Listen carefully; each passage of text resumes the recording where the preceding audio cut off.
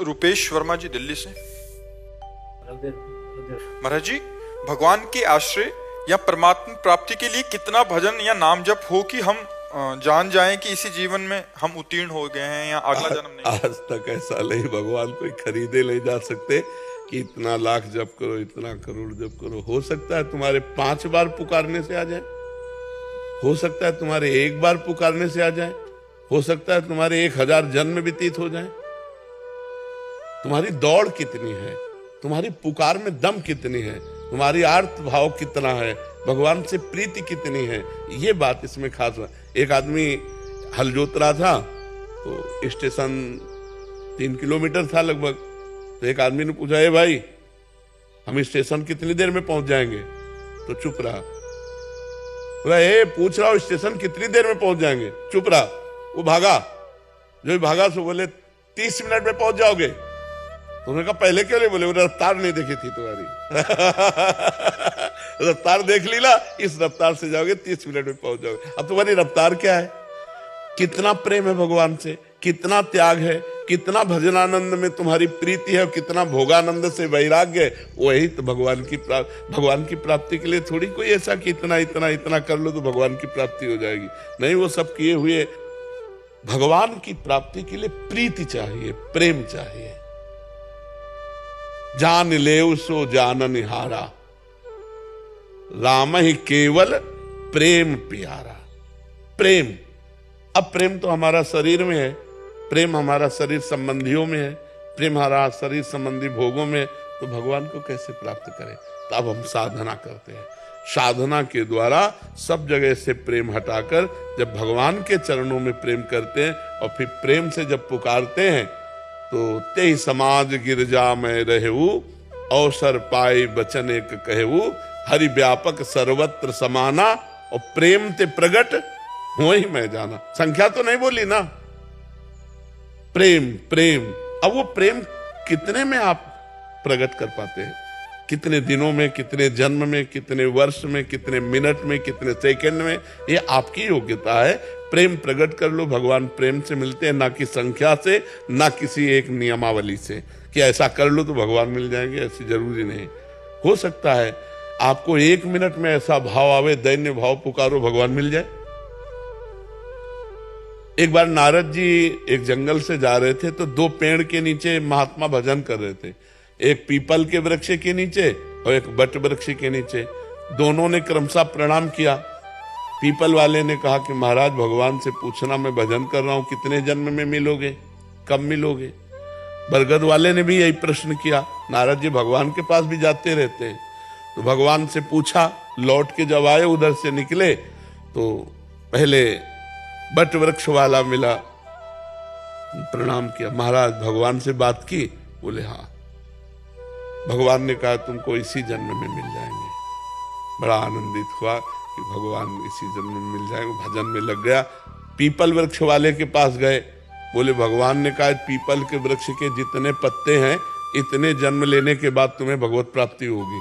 वो नाच पड़ा, भगवान मुझे जानते हैं ना कि मैं भजन कर रहा हूं, और नाचते हुए रोने लगा और रोते हुए आर्त भाव। उसी समय भगवान प्रकट हो गए, उसी समय भगवान प्रकट। नारद जी ने कहा महाराज हमें झूठा कर दिया, आपने हमसे कहा था कि जितने पीपल, तो बोले इसकी तन्मयता जैसा भजन कर रहा था, इतने जन्म लगते इसकी इतनी तन्मयता में, लेकिन इसने वो तन्मयता भी धारण कर ली, इसलिए अभी मैं मिल गया। तो भगवान की प्राप्ति का कोई इतना नियम नहीं कि इतना कर लो तो मिल जाएंगे। आर्त भाव से पुकारो तो 1 बार में मिल सकते हैं, और अगर माया प्रपंच में फैली हुई वृत्ति है तो जन्म के जन्म लग जाते। जन्म जन्म मुनि जतन कराही, वो अंत राम कही आवत नाही। गुरुमुखी छुटवानी जी, बालाघाट। राधे राधे महाराज जी, आपके चरणों में कोटि कोटि प्रणाम। महाराज जी, शाश्वत आनंद क्या है और उसका अनुभव कैसे होता है? रसगुल्ला खाया? कभी खाया? कैसा होता है? मीठा। कैसा मीठा होता है? कैसा मीठा होता है हम आपसे पूछ रहे हैं। वो मैं बता नहीं सकती। बस वो हम बता नहीं सकते, ये कुछ रसगुल्ला एक प्राकृतिक वस्तु है ना, वो चिदानंद तो नहीं है ना। आप एक रसगुल्ले के स्वाद को नहीं बता सकते। जैसे बोला मीठा है, अब इनसे पूछे कैसा मीठा है, तो अगला उत्तर है कि बहुत मीठा है। तो कैसा बहुत मीठा है? तो अगला उत्तर खा के देख लीजिए। तो शाश्वत आनंद क्या है? अनिर्वचनीयम। उसको वाणी के द्वारा नहीं कहा जा सकता है। अनुभव गम्य भजे जय संता, जो अनुभव में आने वाला है। जब प्राकृतिक एक रसगुल्ला का स्वाद आप नहीं वर्णन कर सकते, तो अप्राकृत चिदानंद शाश्वत सुख का वर्णन कैसे हो सकता है? हाँ, उस सुख का रसास्वादन कराने के लिए, जैसे नाम भगवान का जप करो, नाम कीर्तन करो, भगवत लीला कथा गान करो, संत समागम करो और दूसरों को परोपकार करो, तो उसकी तरफ चलने की योग्यता आ जाएगी। लेकिन वो है कैसा? वो तो अनुभव गम्य, वो वाणी के द्वारा अनिर्वचनीय, माने वाणी के द्वारा उसका वर्णन नहीं किया जा सकता। और जितना भी किया जाता है वो सब अधूरा होता है। पूर्ण तो अनुभव में आता है। जैसे पाने में जो मीठा लगा, उसको हम कैसे बताएं कि कैसा मीठा लगा? वो तो आप अपनी जबान पे रखो, तब आपको पता चलेगा। ऐसे ही परमात्मा आनंद जो है, शाश्वत आनंद जो है, वो वर्णन नहीं किया जा सकता, वो अनिर्वचनीय है। हेमा जी। राधे राधे राधे महाराज जी। महाराज जी, क्या भक्ति की राह पे चलने के लिए सबसे पहले मन को जीतना जरूरी है, या फिर मन को जीतने का मार्ग ही भक्ति है? मन को लगाना जरूरी है, जीतने में अलग बात हो जाती है। मन को जीता फिर भक्ति कभी नहीं हो पाएगा। मन को लगाया तब जीता। मन को पहले प्रभु में लगाना सीखो। बार बार नाम जप करते हुए मन को संसार में जहां जाए वहां से हटा के नाम में लगाओ, भगवान की लीला कथा में लगाओ, भगवान के रूप में लगाओ, भगवान की सेवा में लगाओ, घर परिवार की सेवा में भगवत भाव से लगाओ। मन का प्रभु में लग जाना ही भक्ति है। और मन प्रभु में लग गया तो जीता जिताया है। और अलग से आप सोचो मन जीत कर प्रभु में लगाए तो नहीं लगा सकते। हिमालय को उठाना संभव है, लेकिन मन को जीतना नहीं। आप देख लो, सब मन वाले हो, जो चाहता वो करा लेता है कि नहीं करा लेता? सब देख लो, चाहे जितने बहादुर हो, आज से कसम खा के जाओ, अगर करवा न ले तो हमसे बता देना। वो इतना बलवान है, तुम्हारी असम कसम सब तोड़ देगा, भगवान के मंदिर में गलत करवा देगा। जाओ देख लो, इसका खेल कोई छोटा मोटा है? ये पूरे विश्व को नचा रहा है, मन को नचा रहा है। हाँ, मन रुकेगा तभी जब इंद्रियाणम मनश्चास्मि, भगवान कहते इंद्रियों मन मैं हूं, भगवान में मन मना भव मद भक्तो माद्यादि माम नमस्कुरु। जब भगवान में मन को लगाने लगो तो ये गंदी बातों से हटने लगेगा और ये तुम्हारे बस में हो जाएगा। ऐसे वश में करना चाहो तो आज तक कोई पैदा नहीं हुआ कि मन को अपने रोक ले। आज तक कोई नहीं। सब बहादुरी की बातें चाहे जितनी मानो, मन के सब गुलाम हो, चाहे अंदर से देख लो, चाहे देख लो कोई भी हो, हम तुम सब मन अपनी गुलामी से मुक्त तभी करता है जब भगवान की भक्ति करोगे। भगवान की पहले भक्ति, तब मन विजयी। मन विजयी फिर भगवान की भक्ति से असंभव। पहले भगवान के चरणों का आश्रय लो और नाम जप करो, फिर धीरे धीरे तुम्हारा मन संसार से हटने लगेगा, तुम्हारे अधीन होने लगेगा भजन के बल से। और भजन बल नहीं तो मन को अधीन नहीं किया जा सकता। इसलिए मन को प्रभु में लगाने की सोचो, जीतने की नहीं। तो मन अपने आप आपके अधीन हो जाएगा। जितना आप नाम जप करेंगे, जितना भगवान की कथा सुनेंगे, जितना भगवान की सेवा करेंगे, जितना भगवत भाव से परोपकार करेंगे, उतने मन निर्मल होकर आपके अधीन हो जाएगा। गार्गी जी, राधे राधे महाराज जी। महाराज जी कह रहे हैं कि इनके घर में एक प्राचीन बेल वृक्ष था और ये उनको पूजा करते थे, बट फिर कुछ समय बाद दादी ने बोला कि शिव मंदिर नीचे एक होना चाहिए। फिर जब शिव मंदिर विराजमान किया तो कुछ समय बाद बेल वृक्ष मतलब शांत हो गए। तो उसके बाद किसी के घर के सदस्य ने उस सूखे वृक्ष का एक नारीश्वर स्वरूप बना दिया उसका, और उसको कहीं देने गए तो उन्होंने एक्सेप्ट करने से मना कर दिया। किसी मंदिर आदि में गए होंगे या कहीं गए होंगे, तो फिर से वो उनके घर में ही आ गया। तो महाराज जी कह रहे हैं कि उसको क्या ऐसा करें कि मतलब श्रद्धा भी बनी रहे और धार्मिक मर्यादा का उल्लंघन। तो वही मंदिर के पास विराजमान कर लो। मंदिर में अगर अंदर जगह ना हो तो बाहर एक चौकी सी बना करके वहीं विराजमान कर दो। बहुत सुंदर बात है। बिल्व वृक्ष का अर्धनारीश्वर रूप देना बहुत सुंदर। आप विराजमान कर लो, मंगलमय है, कोई हानि नहीं है। और वृक्ष का सूख जाना ये तो आयु के अंतर्गत होता है। चाहे मनुष्य हो चाहे वृक्ष, जितनी आयु है उतना ही जीवित रहेगा, उतना ही हरा रहेगा, अन्यथा वो अपने आप सूख जाएगा। तेज प्रकाश जी, राजस्थान से। श्री हरिवंश महाराज जी। जैसे कि सुना है कि प्रारब्ध के अनुरूप जीवन में सब कुछ मिलता है। मेरा प्रश्न ये है कि सदगुरुदेव और भक्ति की प्राप्ति में भी प्रारब्ध का कोई योगदान है क्या महाराज जी? भगवान की कृपा, इसमें भगवान की कृपा का योगदान है। नाम रूप लीला धाम ये प्रारब्ध से नहीं मिलते, ये भगवान की कृपा से मिलते। जैसे धाम प्रथम यथामति प्रणवो श्री वृंदावन अति रम्य श्री राधिका कृपा बिनु सबके मनन अगम्य। मन से भी आप नहीं सोच सकते वृंदावन के आने की तो बात जाने दो।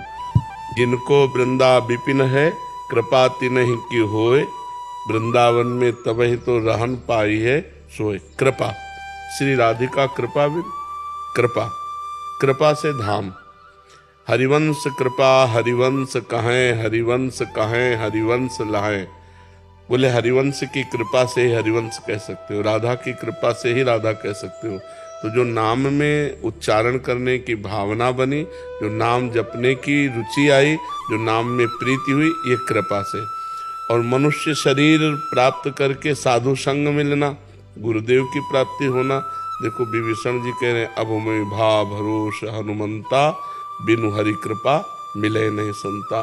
जब तक भगवान कृपा नहीं करते तब तक गुरुदेव भगवान नहीं मिलते, और जब तक गुरुदेव भगवान कृपा नहीं करते तब तक भगवान का साक्षात्कार नहीं होता। तो हमें लगता है नाम रूप लीला धाम ये जो भागवतिक है ये हमें कृपा से प्राप्त होते हैं। इसमें हमारा पुण्य बल या पूर्व प्रारब्ध बल काम नहीं करता।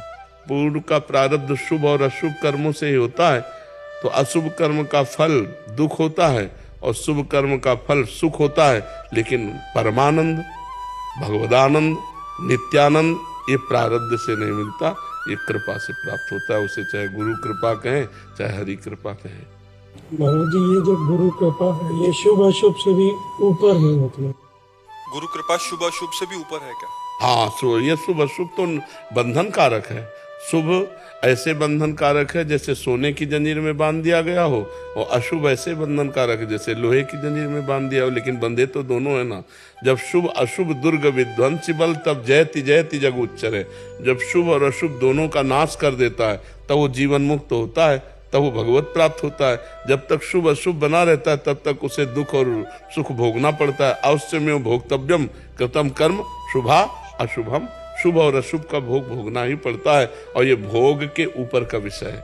ये त्रिगुणातीत विषय, नित्यानंद, भगवदानंद, विज्ञानानंद, परमानंद, अखंडानंद, प्रेमानंद, ये त्रिगुणातीत है, मायातीत है ये। और ये मायाकृत है शुभ और अशुभ, ये मायाकृत है, ये मायातीत नहीं है शुभ। ये शुभ भी अशुभ भी ये दोनों मायाकृत है। सतोगुण से शुभ होता है और रजोगुण तमोगुण से अशुभ होता है। तीनों गुण के अंतर, और जो भगवान का आनंद है, जो संत समागम का आनंद है, ये गुणातीत है। मीना जी नोएडा से। राधे राधे महाराज जी। महाराज जी, हम गृहस्थ में रहते हुए मन के भाव परिस्थितिवश निरंतर बदलते रहते हैं। ऐसे में परमात्मा की अनुभूति के लिए मन का अद्वैत में स्थित होना महाराज जी जरूरी है? देखो, जब तक भजन नहीं करोगे तब तक द्वैत अद्वैत की चर्चा केवल कर लो, उससे कोई लाभ नहीं मिलने वाला। जब तक मकान की नींव नहीं सही बनती ना, तब तक वो मकान कमजोर रहता है। नींव है भजन। वारी मथे घत होए बरु, शिकता ते बरु तेल, बिनु हरि भजन न भवतरी या सिद्धांत पेल। संसार क्या है, मैं कौन हूँ, ब्रह्म क्या है, ये सब छोड़ो। राधा राधा राधा राधा राधा, समझ में आ जाएगा संसार क्या है, मैं कौन हूँ, परमात्मा क्या है, सब समझ में आ जाए। भजन नहीं करोगे तो केवल बातें रहेंगी, उन बातों से तो इस माया पर विजय प्राप्त की नहीं जा सकती। बातन प्रीति न होए सखीरी, प्रीति तो भजन करने से होगी, ज्ञान तो भजन करने से होगा। तो हमें लगता है अपने आचरण पवित्र किए जाए और खूब नाम जप किया जाए और सत्संग सुना जाए, इसी से सब हो जाएगा। किसका है? हाँ, खूब नाम जप किया जाए, सत्संग सुना जाए और अपने कोई कर्म ना बिगड़ने पावे, इसी से सब ज्ञान हो जाएगा। नहीं तो सब में भगवान विराजमान है, ये आखिरी बात समझना है।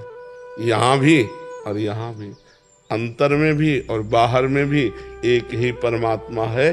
जब इसकी अनुभूति हो जाती तो वो शांत पुरुष हो जाता है। भक्ति में 5 भाव हैं। सबसे पहला भाव है शांत।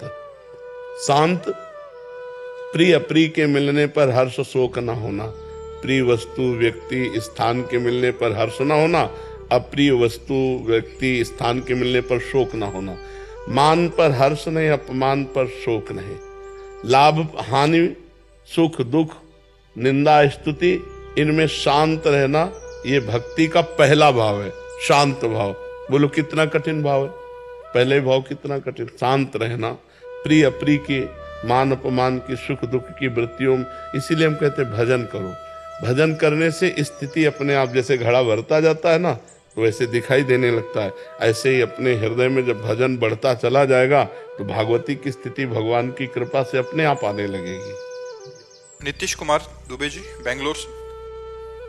राधे राधे महाराज। राधे राधे महाराज जी। महाराज जी, एक बार आपने अपने प्रवचन में बताया था कि भक्त को अपनी सारी इच्छा समाप्त कर देनी चाहिए। भक्त को देखो, समाप्त करने से नहीं होगी।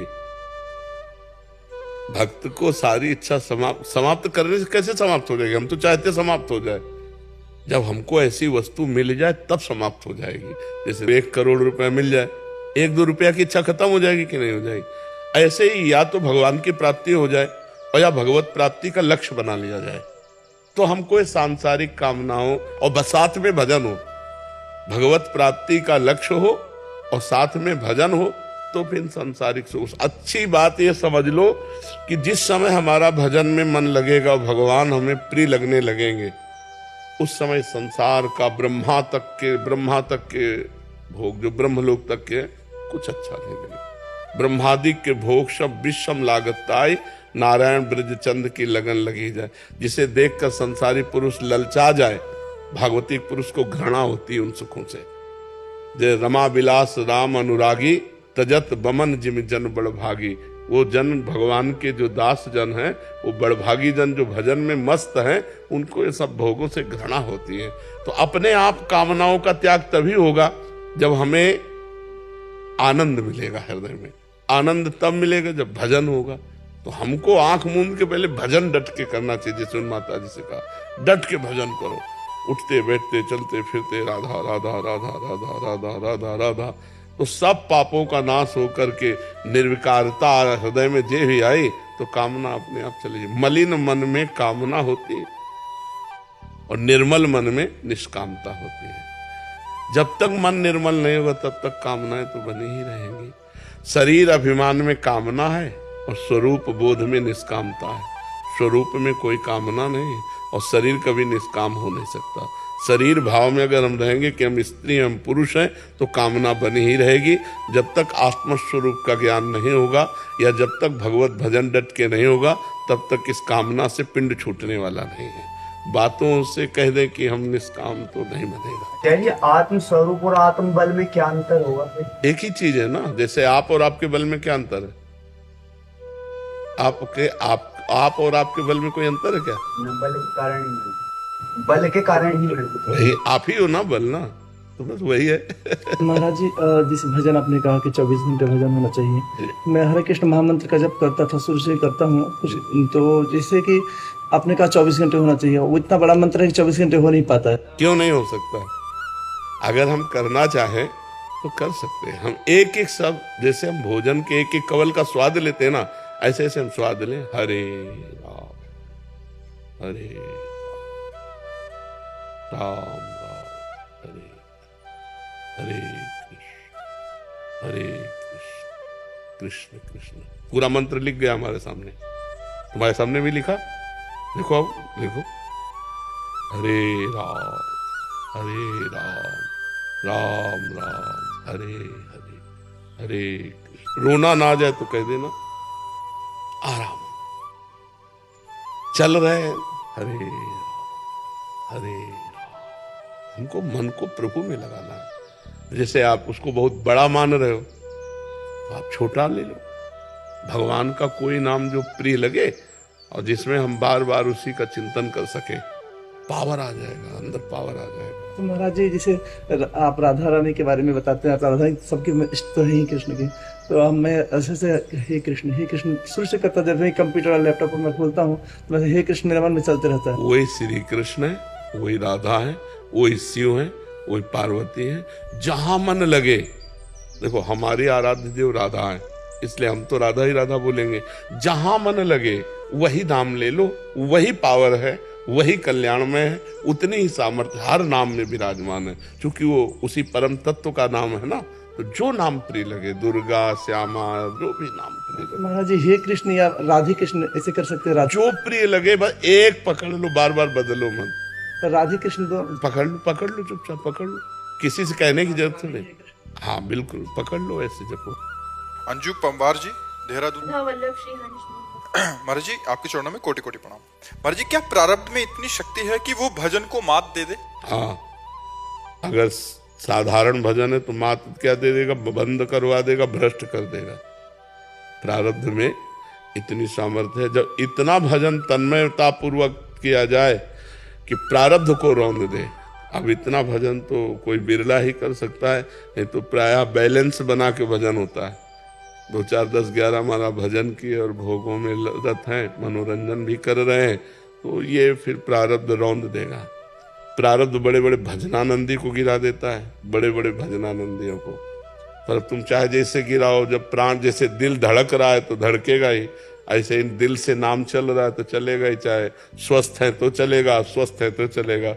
मतलब स्वस्थ होकर भजन करने में जो आनंद है, अब यहाँ पीड़ा वहाँ पीड़ा, ये परेशानी, ये नहीं खा सकते, ये नहीं पी सकते, 5 घंटे डायलिसिस में पड़े रहो, कितनी परेशानी। तो प्रारब्ध ने गिराने की पूरी चेष्टा की, गिरा दिया, लेकिन भजन नहीं रोक पाया, क्योंकि बचपन से भगवान के शरण में रहे और वो अभ्यास रहा 20 वर्ष का, तो अभ्यास अपना काम कर रहा है। तो प्रारब्ध जोरदार होता है ऐसा थोड़ी होता, बड़े बड़े सिद्धों को होता है। सिद्ध महापुरुष जो हो गए, भगवत प्राप्त हो गए, उनके शरीरों में भी देखा गया कि किसी के कैंसर है, किसी के ऐसे कष्ट है, बड़े बड़े कष्ट देखे गए। देवा जी गुवाहाटी से। राधे राधे। जी राधे राधे महाराज जी।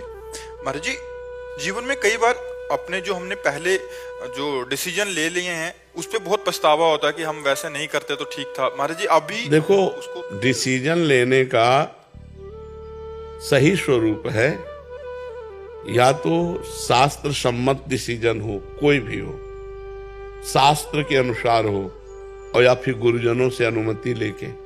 मनमानी डिसीजन कोई डिसीजन नहीं है। मन तो हमारा गंदी से गंदी बात के लिए सही का निशान लगा देता है, नहीं लगा देता। देखो अपने लोगों के जीवन में कितनी गंदी बातें हो गई। ज्ञान चाहे जितना बघारो, लेकिन ज्ञान का प्रयोग नहीं कर सकते हो आप। किसको ज्ञान नहीं कि पराई माता बहनों की तरफ गंदी दृष्टि से देखना पाप है? किसको ज्ञान नहीं कि दूसरे का 1 भी रुपया लेना विष है? किसको ज्ञान नहीं कि परोपकार करना सबसे बड़ा धर्म है? क्या ऐसा हो पा रहा है? क्यों नहीं हो पा रहा? क्योंकि जीवन में भजन नहीं है।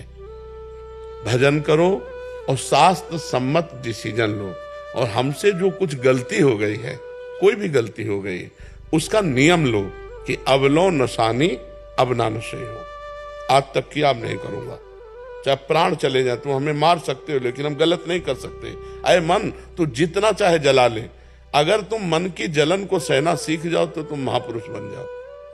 यम ही न व्यथयन्ते पुरुषम पुरुषर्षम सम दुखा सुखाधीरम सो अमृतत्वाय कल्पते। जो सुख दुख में समान भाव रख करके मन की व्यथा, मन जलाता है, जैसे मन जो हठी स्वभाव का है, वो जो पकड़ेगा नहीं करेंगे तो जलाएगा में, तो हमको लगता है यार इस जलन से अच्छा कर लो, बस यही हम मन की गुलामी हो जाती है। अगर मन के द्वारा प्रेरित की हुई गलत बात को हम ना कहते हैं और वो हमें जलाता है और उस जलन को हम सह जाते हैं, तो हम अध्यात्म में आगे बढ़ जाएंगे।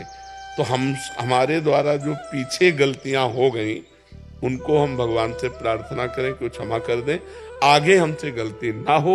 इसके लिए हमें भजन करना चाहिए, शास्त्र स्वाध्याय करना चाहिए, सत्संग करना चाहिए, जिससे हमारी बुद्धि में विचार आवे। बिना विचारे जे करें ते पाछे पछताएं, काम बिगाड़ो अपनो जग में होता हसाए। बुद्धि में विवेक और विवेक से विचार के द्वारा लिया हुआ डिसीजन कभी आपको पश्चाताप नहीं करने देगा। वो तभी होता है जब विवेक विचार का प्रयोग न करके मनमानी आचरण सीधे कर दिया जाता है। मन ने कहा, अब ऐसे नहीं मानेंगे, पहले बुद्धि के द्वारा, विवेक के द्वारा हम विचार करेंगे और शास्त्र सम्मत, गुरुजन सम्मत है, तब हम स्वीकृति देंगे, फिर वो क्रिया करेंगे, तो उसमें कभी हमें पछतावा नहीं होगा। और अगर बिना विचारे जे करते पाछे पछताए, काम बिगाड़ो आपनो जग में हो हसाए, तो क्या मतलब कहने का आपका? महाराज जी वही कि अभी कैसे परिस्थिति को हैंडल तस्मात् शास्त्रम प्रमाणन्ते कार्य अकार्यो व्यवस्थितो, कार्य और अकार्य की व्यवस्था शास्त्र में की गई। यदि शास्त्र तक पहुंचना ही है तो संत जनों के वचन सुनो, अपने आप आपको पता चलेगा। यदि इतना भी सौभाग्य नहीं तो नाम जप करो तो आपके हृदय में ही उत्तर मिल जाएगा, ये सही है ये गलत है। क्या उत्तर नहीं आता आप लोगों के हृदय में कि ये गलत है, नहीं करना चाहिए? आता है ना? बस वही मान लो, वो गुरु ही तो बैठा है सबके हृदय में, भगवान ही तो बैठा हुआ है। रिधु चौहान जी। राधे राधे। राधे राधे महाराज जी, आपके चरणों में कोटि कोटि प्रणाम। महाराज जी चरित्र क्या होता है, चरित्र का निर्माण कैसे होता है, अच्छे चरित्र की क्या पहचान है, जीवन में चरित्र का क्या महत्व? चरित्र का प्रारंभ ब्रह्मचर्य से होता है। पहले बच्चा, अब जैसे तुम छोटे बच्चे हो, गंदे बच्चों का संग न करो, गंदी बातें मोबाइल में मत देखो, हस्त मैथुन आदि क्रियाओं को कभी मत करो, जो गंदे बच्चे गंदी बात सिखाते हैं उनसे दूर रहो। तो यहाँ से चरित्र निर्माण होगा। फिर आगे बढ़ करके जब आप सयाने होगे तो किसी से घूस न ले, किसी की बेईमानी न करे, किसी की बहन बेटी की तरफ न देखे। जो हमारा कुल आश्रम वर्ण धर्म व्यवस्था है उसके अनुसार हम चले तो हम चरित्रवान कहे जाएंगे। यहीं से चरित्र की नींव बनती है। यदि गंदे आचरण सीख जाए तो चरित्रहीन हो जाएगा, और यदि अच्छे आचरण सीख जाए तो चरित्रवान हो जाएगा। ठीक है? हाँ, व्यायाम करो। मोबाइल रखते हो पास? हाँ, कोशिश करना अगर रखना हो तो छोटा वाला मोबाइल रखें। मान लो बच्चे स्कूल जाना है, कहीं कोई सूचना देना है, वो टच वाला मोबाइल न रखें। छोटे बच्चों को टच वाला मोबाइल बहुत ज़्यादा नष्ट कर रहा है। गेम खेलना और गंदी बातों की जानकारियाँ उनके अंदर और गंदे आचरणों को करने का उत्साह इससे बहुत बढ़ रहा है। ये मोबाइल लाभदायक भी है और हानिकारक भी है। कोई विवेकवान इससे लाभ उठा पाता नहीं, प्रायः हानि ही उठाते हैं इससे। जी। हरजीत सिंह जी। राधे राधे। राधे राधे महाराज जी। महाराज जी जीवन में असाध्य रोग और बार बार असफलता प्रभु की कृपा है या ये हमारे पूर्व के पापों का परिणाम है? महाराज जी वैसे होता तो पाप से ही है, पर हम उसे कृपा मानते हैं। और जी इसकी वजह से ही जुड़ा हूँ नाम पानी से। हाँ, तो इसीलिए हम कहते हैं होता तो पूर्व पाप के फल से है, लेकिन हम इसे कृपा मानते हैं। ये असाध्य रोग, किडनी फेल होना, ये भगवान की हमारे ऊपर विशेष कृपा हुई। और इसी कृपा का एक चमत्कार जान लो, जब हमने देखा कि अब हम साधना लायक नहीं रह गए, तो जो अंदर से हमारी भगवान से जुड़ाव हुआ, उसी का ये चमत्कार आप देख रहे हो। जो अंदर से हुआ कि त्राहिमाम शरणागत प्रतिपाल भगवान। अब मैं किस बचपन से ब्राह्मण के घर जन्म हुआ और बचपन से बैरागी रहे, और प्रभु अभी वो बात नहीं बनी जो बनना चाहिए था। वो तो हम ही जानते हैं ना, ये 20 वर्ष पहले की बात। तब जो रोना आया और जो भगवान की शरणागति हुई, उसी शरणागति में चमक उठा ये सारा खेल। तो हमें तो लगता है भगवान का कृपा प्रसाद है, यदि रोग अवस्था में भगवान से जुड़ जाया जाए तो। नहीं तो सब रोगी है, सब अस्पताल भरे पड़े। लोग भगवान को भी कटुवचन कहते हैं रोग होने पर और असफलता प्राप्त होने पर। भक्त कृपा देखता है, भक्ति इसमें भगवान की विशेष कृपा देखता। भगवान की बड़ी कृपा है, भगवान जो करते हैं वो सब बड़ा मंगल में करते हैं। तो हमें लगता है असाध्य कृपा या रोग या प्रतिकूलता या अपमान या तिरस्कार या निंदा, भक्ति से भगवान की कृपा देखता है। अगर नरसिंह मेहता की भाभी खिलाफ ना होती तो उनकी भक्ति रंग ना लाती। अगर मीरा जी के देवर खिलाफ ना होते तो मीरा जी की भक्ति को कोई जान ना पाता। अगर हिरण्यकश्यप खिलाफ ना होते तो प्रहलाद जी को कोई जान ना पाता। हमें लगता है ये सब प्रतिकूलताएं भगवान की कृपा का अनुभव कराने के लिए होती है। मोती सिंह जी राजस्थान से। राधे राधे। राधे राधे महाराज जी। महाराज जी प्रभु कृपा से भक्तिमती माँ मीरा के वंश में जन्म लेने का सौभाग्य प्राप्त हुआ। मीरा भाईसा ने तो जीवन की भीषण परिस्थितियों में भी गिरधर गोपाल को एक क्षण के लिए भी नहीं छोड़ा। पर महाराज जी हमारा मन एकनिष्ठ होकर प्रभु में क्यों नहीं लग पा रहा? लगाने की चेष्टा कीजिए। देखो, मन का स्वाभाविक प्रवाह, जैसे जल को छोड़ो कहीं भी तो नीचे की तरफ ही जाएगा। पानी को कहीं भी छोड़ो, उसका स्वभाव है नीचे की तरफ जाना। ऐसे मन को छोड़ दो आप, उनको अंकुश में न रखो तो मना खष्टानी इंद्रियाणी प्रकृति स्थान कर सती, माया की तरफ जाएगा, प्रकृति की तरफ जाएगा।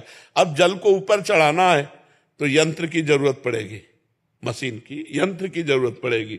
ऐसे ही मन को अगर भगवान में लगाना तो मंत्र की जरूरत पड़ेगी। अगर हर समय कृष्ण कृष्ण कृष्ण कृष्ण कृष्ण कृष्ण राधा राधा राधा राधा, या जो गुरु जी ने दिया है, आप निरंतर जपने का प्रयास करें, मन न लग जाए तो बताना। आप सोचो। महाराज जी, एक निष्ठा में जैसे मेरे राजस्थान में कहा जाता है, जिसकी खाई बाजरी उसकी बजाय हाजरी। मैं यहाँ वृंदावन में आया तो मैंने कहा वैसे भगवान राम को नाम लेता हूँ, लेकिन यहाँ आया तो मुझे लगा कि राधा के यहाँ है तो 24 घंटे यहाँ रहते हैं, तो राम को छोड़ करके राधा को जपा, तो क्या ये सही है? वही तो राधा है, वही राम है, कोई दूसरे थोड़ी है। तत्व एक है, हमारी पहले बात समझ लो। तत्व एक है, रूप उसके अनेक हैं, व्यवहार उसका अनेक है। हरि अनंत, हरि कथा अनंता, लेकिन तत्व एक है। अगर हम राधा राधा कह रहे हैं तो हम राम राम कह रहे हैं, अगर राम राम कह रहे हो तो राधा राधा कह रहे हो। जहां प्रेम उत्पन्न हो जाए, जहां भाव बन जाए, जहां रुचि हो जाए, तो हम उसी को निरंतर जपें तो हमारी आसक्ति प्रबल हो जाएगी। अब मीरा जी की तरह आओ अपने स्वरूप में। मेरे तो गिरधर गोपाल दूसरों न कोई, जाके सिर मोर मुकुट मेरो पति सोई। पर ये बात परिपक्व कहां से होती? संतन ढिग बैठी बैठी, संतन ढिग बैठी बैठी लोक लाज खोई। अब तो बेल फैल गई जाने सब कोई, मेरे तो गिरधर गोपाल दूसरों न कोई। ये कोई बहादुर बोल सकता है? मेरे तो गिरधर गोपाल ये सब बोल लेंगे, लेकिन ये बोलना होश में, दूसरों न कोई, तो आप फेल हो जाओगे। है कोई दूसरा, रुपया है, पैसा है, परिवार है, कुछ कोई है, और मीरा जी के कोई नहीं था। दूसरों न कोई, केवल गिरधर थे, दूसरों न कोई। महाराज, दूसरों ने की अगर श्री जी कहीं और ले जाना चाहती हैं, प्रेम और गाढ़ प्रीति आपकी तरफ है और श्री जी कहीं और ले जाना चाहती हैं, तो फिर क्या किया जाए? नहीं, श्री जी तो ले जाना ही नहीं चाहती। श्री जी में कोई चाह है क्या? चाह तो जीव में होती, इसमें कोई चाह होती है क्या? आप बताइए। अरे अच्छे साधकों में कोई चाह नहीं रह जाती है, फिर ईश्वर में चाह है क्या? स्वाप्निक या ऐसी अनुभूतियां जो होती हैं, उसको माना जाए कि गाढ़ प्रीति, प्रकट में आप गाढ़ प्रीति आपके साथ है और जीवन भी आपसे सुधरा है और साधना भी आपसे चल रही है, लेकिन स्वप्निक या कुछ अनुभूतियां ऐसी होती है कि उस तरफ चल। स्वप्न का तो न जाने क्या क्या स्वरूप होता है। कभी स्वप्न अच्छा आता है, कभी बुरा आता है, कभी व्यर्थ आता है, कभी कल्पनात्मक होता है। हम बात प्रगट की कर रहे हैं। ईश्वर में कोई चाह नहीं होती, इच्छाएं जीव की होती हैं। तो अपने को देखते रहना है कि एक ही लक्ष्य पर हमारा दृढ़ता का भाव रहे, ऐसे बिना पेंदी के लोटा की तरह फिसलते न रहे कि आज यहाँ प्रभावित हुए तो राधा राधा, वहां प्रभावित हुए तो शिवो हम, वहां प्रभावित हुए तो राम शरणम, वहां कृष्ण शरण। ऐसा नहीं होना। जहाँ गाढ़ प्रीति है, जहाँ से सब कुछ सुधर रहा है, वहीं चला जाए, स्वाप्निक और अनुभूतियों को ना माना जाए। नहीं नहीं, ना माना जाए वो कोई हाँ, हम तो जागृत को भी स्वाप्निक समझते हैं, स्वप्न को तो स्वप्न क्या है। उमा कहो में अनुभव अपना, सत हरि बजल जगत सब सपला। ये तो प्रगट में भी स्वाप्निक ही है। स्वप्न का कोई महत्व है? मन की विलासता है उसमें। कभी सात्विक प्रवृत्ति में आ गया, अच्छे स्वप्न दे दिए, कभी राजसिक भोग प्रवृत्तियां आ गई, कभी तामसिक प्रवृत्तियां आ गई, और कभी व्यर्थ का, जिसका कोई जोड़ तोड़ नहीं है। स्वप्न तो सब लोग देखते हैं ना, जिसका कोई जोड़ तोड़ नहीं है, सब व्यर्थ है।